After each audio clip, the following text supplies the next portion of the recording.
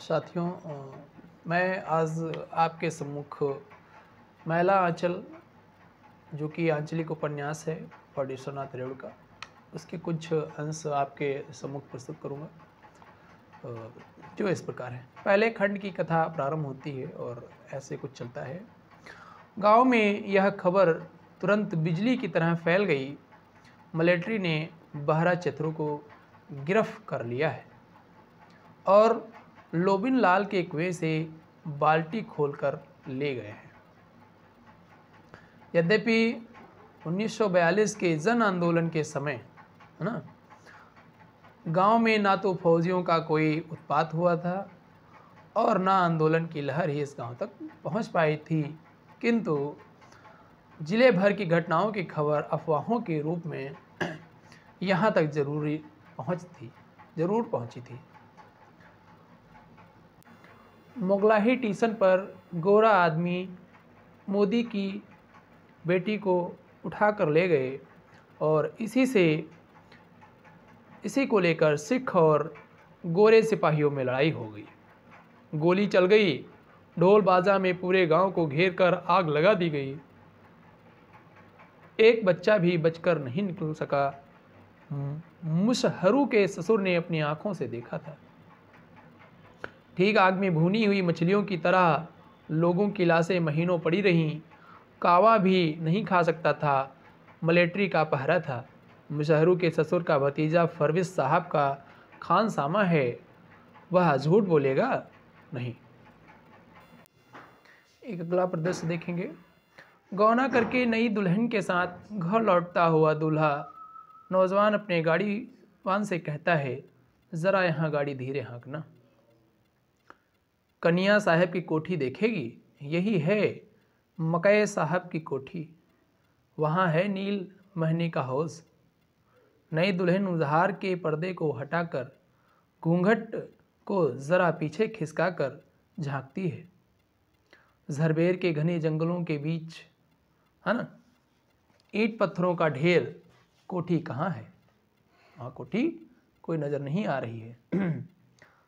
यहाँ साहब मेम रहते थे।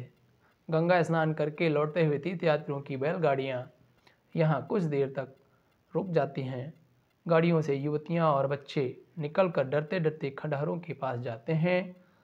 बुढ़िया जंगली जड़ी बूटी खोजती हैं। देखिए, प्यारे भाइयों, आप लोग जो आंदोलन किए हैं वह अच्छा नहीं। अपना कान देखे बिना कावा के पीछे दौड़ना अच्छा नहीं। आप ही सोचिए, क्या यह समझदार आदमी का काम है?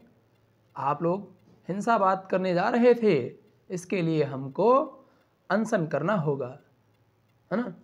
भारत माता का, गांधी जी का यह रास्ता नहीं था। सचमुच ज्ञानी आदमी हैं बालदेव जी।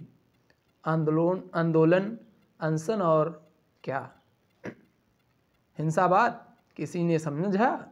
ज्ञान की बोली समझना सभी के बूते की बात नहीं है। अनशन क्या करेंगे? अंट संट। वह गांव आते हैं तो लोग उनसे पूछते हैं। डॉक्टर प्रशांत कुमार नाम बताते हैं अपना। जात क्या है? नाम पूछने के बाद ही लोग यहाँ पूछते हैं जात। जीवन में बहुत कम लोगों ने डॉक्टर प्रशांत बाबू से उनकी जात के बारे में पूछा है, लेकिन यहाँ तो हर आदमी जात पूछता है। प्रशांत हंसकर कभी कहता है, जात डॉक्टर? डॉक्टर जाति डॉक्टर बंगाली हैं या बिहारी, ये बताइए? हिंदुस्तानी। डॉक्टर साहब जवाब देते हैं, जात बहुत बड़ी चीज़ है। जात पात नहीं मानने वालों की भी जाति होती है। सिर्फ हिंदू कहने से पिंड नहीं छूट सकता।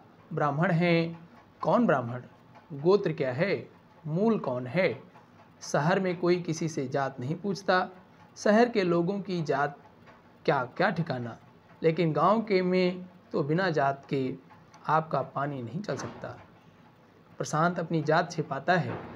सच्ची बात यह है कि वह अपनी जात के बारे में खुद नहीं जानता।